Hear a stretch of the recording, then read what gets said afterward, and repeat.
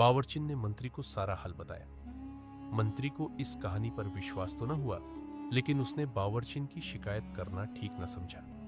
उसने मछलियों के खराब होने का कोई बहाना बादशाह को कह दिया और मछुआरे को बुलाकर कहा कि वैसी ही 4 मछलियां और ले आओ।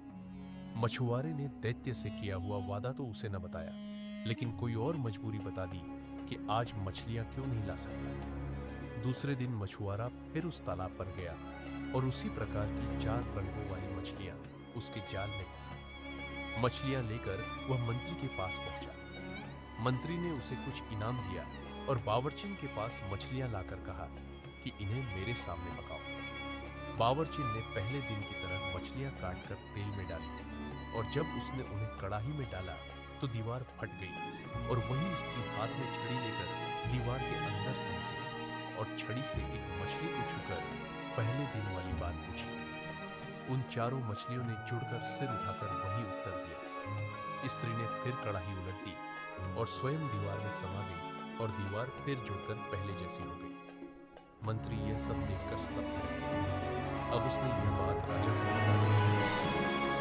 जब उसने राजा को यह कांड बताया तो उसे भी घोर आश्चर्य हुआ। उसने कहा कि मैं स्वयं अपनी आंखों से यह सब देखना चाहता हूं।